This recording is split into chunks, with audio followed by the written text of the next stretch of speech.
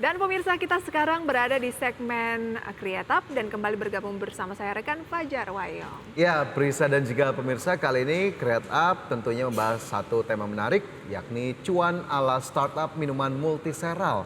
Dan untuk membicarakan hal ini lebih lanjut, sudah bergabung melalui Zoom dengan Ibu Ria Elisa, CEO Otera. Selamat pagi, Bu Ria. Terima kasih sudah join bersama kami di Power Breakfast dan Mbak Ria ini masih muda, kita panggil Mbak Oke, aja Mbak kali ya Ria biar ya. akrab gitu. Boleh dijelaskan, boleh dikenalin dulu Otera ini apa sih? Baik. Sebelumnya salam kenal semuanya, saya Ria, saya adalah CEO dan co-founder dari Otera. Jadi Otera ini adalah startup yang bergerak di industri consumer good makanan minuman sehat. Fokus kami adalah pada inovasi pangan. Misi kami di Otera adalah bagaimana kami bisa memanfaatkan inovasi pangan untuk menciptakan makanan minuman sehat yang lebih mudah diakses dan juga lebih mudah dijangkau oleh masyarakat Indonesia sehingga kami bisa berkontribusi untuk penyelesaian isu-isu gizi di Indonesia. Oke, tapi awalnya gimana sih Mbak Ria dan tim mungkin punya ide untuk mengembangkan Otera ini? Apakah iseng-iseng karena memang hobi minum minuman semacam ini atau justru kayaknya minum tapi bisa jadi pengganti makan seru juga nih atau gimana Mbak Ria? Betul. Jadi sebenarnya mulainya Otera tuh dari pengalaman saya pribadi, Mas. Jadi dulu itu sebelum menjadi pengusaha, saya tuh sebenarnya pekerja kantoran. Sempat 3 tahun kerja kantoran sebagai konsultan. Dan kalau sebagai konsultan kayaknya seperti konsumen kami juga yang memang kerja di daerah urban, punya intensitas kesibukannya tinggi. Kemudian sulit sekali untuk balancing pola hidup sehat, makan yang lebih sehat, dengan tuntutan kerjaan. Di sana kita mulai mencari makanan yang penting praktis aja deh, asal praktis, asal bisa kenyang gitu, sehingga junk food lagi. Sampai lama-lama ngerasa kok kondisi kesehatannya makin gak enak ya, pengen coba switch ke healthy lifestyle, tapi kok sulit gitu. Rata-rata makanan sehat di luar sana harganya 50 sampai 80 ribu. Itu kan mahal sekali untuk dikonsumsi terus-menerus ya setiap harinya.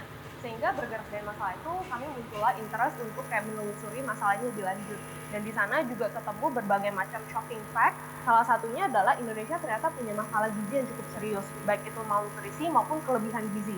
Lebih dari 35% populasi Indonesia itu sebenarnya overweight dan juga kelebihan berat badan, obesitas gitu kan. Dari masalah tersebutlah kami mulai muncul ide, kayaknya kita butuh nih bikin sebuah inovasi, membantu orang-orang untuk konsumsi makanan dan minuman sehat itu lebih mudah gitu, sehingga juga menyelesaikan masalah gizi di Indonesia itu sendiri. Oke, bagaimana mengkurasi menu-menu yang ada di Otera mungkin ya agar sesuai dengan apa yang ditargetkan? Betul. Jadi dari awal sih sebenarnya kita bikin yang namanya konsepnya MVP. Kalau di startup kan ada istilahnya kita bikin dulu minimum produknya dan kita coba tes dulu. Tadinya kan sebenarnya hipotesanya itu mulai dari permasalahan pribadi gitu kan. Tapi bisnis kan nggak bisa berlanjut kalau misalnya yang cuma target marketnya cuma saya. Ternyata yang ngalami masalah itu cuma saya gitu kan. Akhirnya kita bikinlah prototipe. Produk kita kurang lebih kayak gini. Jadi ini adalah minuman multisereal yang bisa bikin kenyang. Jadi dia bisa menggantikan makanan karena sudah punya kandungan nutrisinya juga lengkap dari segi makronutrisi maupun mikronutrisi gitu.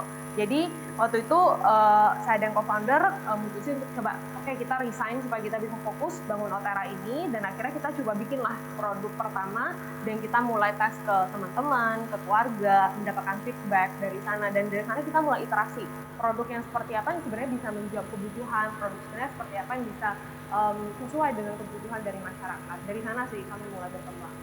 Oke, berarti sudah dipastikan bahwa ini sudah sesuai dengan standar-standar nutrisi begitu ya, Mbak Ria. Apakah kemudian ada tim nutrisi atau ahli-ahli di baliknya itu Ahli yang kemudian gizi akhirnya gitu. bisa meracik Otera bisa sedemikian rupa atau ada kerjasama dengan tadi ahli-ahli di luar Otera?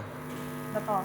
Jadi pastinya sebenarnya tim yang nge-develop produk kita itu pastinya adalah lulusan teknologi pangan. Jadi mereka memang yang udah ahli dalam meracik produk yang seperti ini gitu. Tidak hanya itu, kami juga sudah punya ahli gizi yang juga mendampingkan dan memberikan saran sebenarnya bahan-bahan apa saja yang harus ditambahkan supaya gizinya lebih lengkap. Dan supaya lebih objektif, kami juga kerjasama dengan third party seperti laboratorium-laboratorium di luar sana untuk menguji sebenarnya nilai gizinya sudah cukup belum dari segi kalori, protein, serat, dan lain sebagainya. Oke, menu-menu yang ada di Otera ini kebanyakan ingredients-nya itu apa saja? Betul. Ingredient utamanya itu ada roll oat, kemudian kita juga campurin dengan berbagai macam protein nabati. Kita memang plant based karena melihat tren dari customer kami itu kayaknya 80% punya masalah lambung asam lambung, GERD, sehingga mereka tuh nggak bisa konsumsi susu sapi gitu. Jadi kita menggunakan sumber-sumber nabati. Kita ada soy protein, brown rice protein, dan juga fiber dan juga vitamin mineral lain. Main ingredientnya tapi dari raw oat.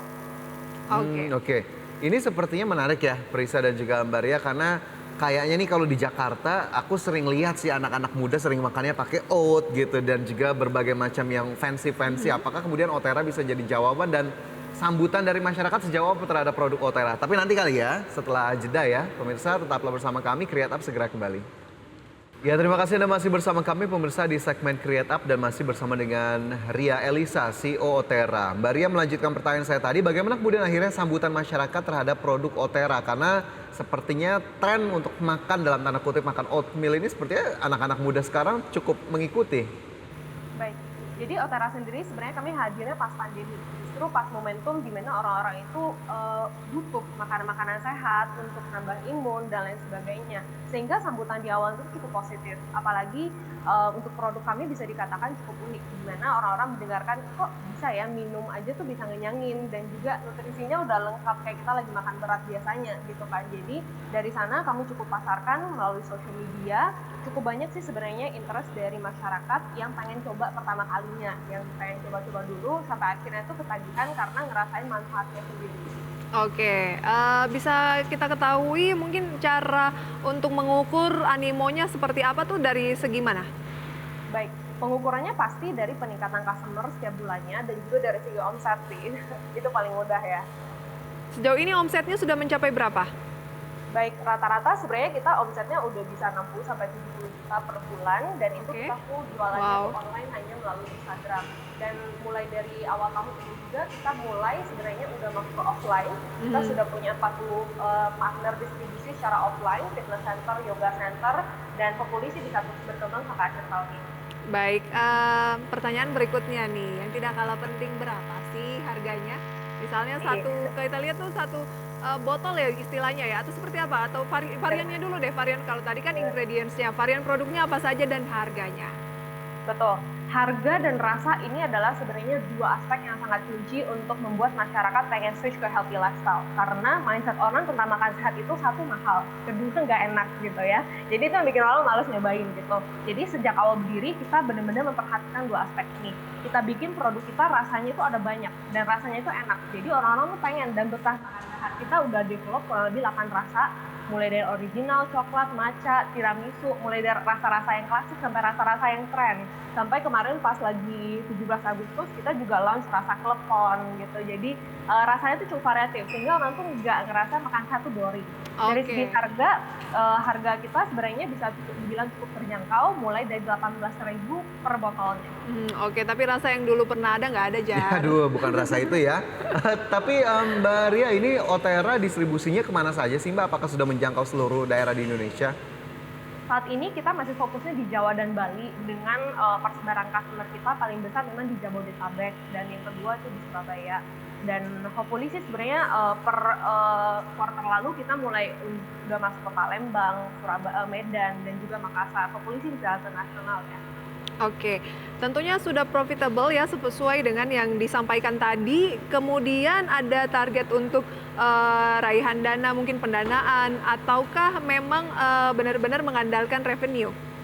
Baik, untuk ekspansi pastinya kita akan membutuhkan pendanaan supaya ekspansi kita bisa lebih cepat. Namun untuk bisnis seperti Oterra sebetulnya tanpa pendanaan juga kita bisa survive. Namun hadirnya pendanaan pastinya lebih baik karena itu bisa membuat kita lebih mengakselerasi kita dalam hal pencapaian goal bisnis kita. Oke, tapi untuk mencapai target tadi kan tentunya langkah-langkahnya pasti dilakukan. Tapi sejauh ini tantangannya apa sih yang dihadapi Oterra, Mbak Ria? Tantangan pastinya banyak ya. Mungkin kalau dari aspek penetrasi pasar gitu paling mudahnya. Sebenarnya kalau kita lihat trennya sebenarnya terhadap makanan minuman sehat ini sudah terus meningkat di Indonesia. Namun masih banyak sekali masyarakat sebenarnya belum sadar seberapa penting sih sebenarnya kualitas makanan yang kita makan itu terhadap performa kita setiap harinya gitu kan. Jadi untuk semua startup yang bergerak di makanan minuman sehat rasanya tantangannya sama, yaitu di hal edukasi pasar. Bagaimana kita bisa menyadarkan lagi masyarakat supaya mereka bisa gradually untuk switch ke healthy lifestyle. Oke, itu yang menjadi tantangan pelan-pelan pasti Ya. Fajar juga sudah mulai dan saya juga sudah mulai nih pilihannya tuh yang sehat-sehat. Ya nanti kalau kita mau cari yang bernutrisi dan praktis, Otera bisa jadi pilihan ya Prisa ya. Betul sekali pemirsa. Terima kasih banyak Mbak Ria sharing informasinya. Sukses selalu untuk Otera. Terima Selamat kasih. pagi. Selamat pagi. Ya pemirsa, itu tadi perbincangan menarik kita pada segmen Create Up kali ini. Dan sebelum kita tutup Power Breakfast kali ini, saya akan ajak Anda kami akan ajak Anda untuk melihat update dari pergerakan indeks harga saham gabungan jelang penutupan Power Breakfast, maksud kami di jelang akhir Power Breakfast hari ini. Di antaranya dari indeks harga saham gabungan, ini hingga pukul 9.26 terpantau Melemah ya, 0,25% di 6.623. Oke. Kemudian untuk gainers dan losers, Oke, dari gainersnya sendiri, ini kita lihat ada ada beberapa saham pemirsa yang menjadi top gainers dan juga top losers. Di antaranya adalah PGEO, Dewi, RAM, PANI, Pegas, Film, Medco, BBCA, dan juga ada Awan. Sementara top losersnya pemirsa adalah HAJJ, Sage, Pras, VUTR, DILD, ADRO, PTBA pemirsa, dan juga ada GoTo yang masih menjadi saham yang berada pada teritori pelemahan pada pembukaan sesi pertama, kurang lebih sudah berlangsung sekitar 27 menit pemirsa ya.